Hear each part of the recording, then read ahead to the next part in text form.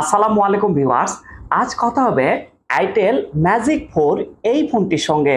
ফোনটি একটি smart touch button একটি ফোন। ফোনটি আমরা বক্সটি ওপেন করব, তো দেখা যাক এই ফোনটির মডেলটি তারা কেমন করেছে।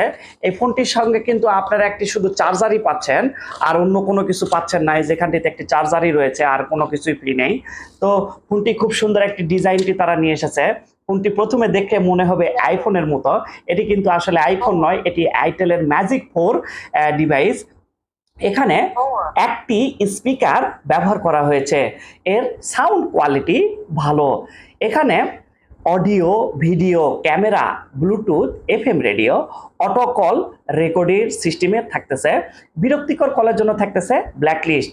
এর ব্যাকে ম্যাট ফিনিশ রয়েছে, এই জিনিসটা কিন্তু এখানে খুব ভালো লেগেছে। এখানে দুইটি ভাষা ব্যবহার করা হয়েছে, একটি বাংলা, অপরটি ইংরেজি। এখানে আপনারা ফোন লক করে রাখতে পারবেন। ফোনটির একটি ভালো গুণটি রয়েছে, এখানে আপনারা অ্যাপও লক করে রাখতে পারবেন। তো আপনি যদি ফাইল ম্যানেজারে যদি লক করে রেখে দেন, তাহলে কিন্তু আপনার মেমোরি কার্ডের ভিতরে কিন্তু কেউ প্রবেশ করতে পারবে না।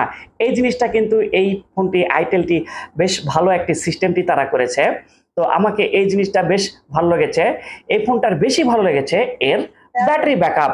এখানটিতে 2000 এমএইচ ব্যাটারি ব্যবহার করার কারণে রেগুলার ফোনে যারা কথা বলেন 3 থেকে 4 দিন পর্যন্ত সর্বোচ্চ ব্যাটারি ব্যাকআপ পাবেন।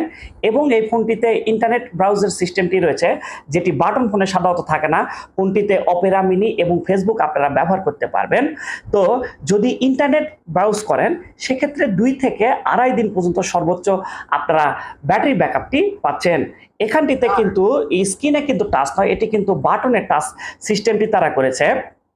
তো এর 2000 এমএইচ ব্যাটারিটি ব্যবহার করার কারণে ব্যাটারি ব্যাকআপটি বেশ ভালো, একদম ঠিকঠাক। যদি আপনারা এই ফোনটিতে 0 থেকে একদম ফুল চার্জ করেন, সেক্ষেত্রে 3 থেকে 3.5 ঘন্টা পর্যন্ত সর্বোচ্চ সময় লাগবে।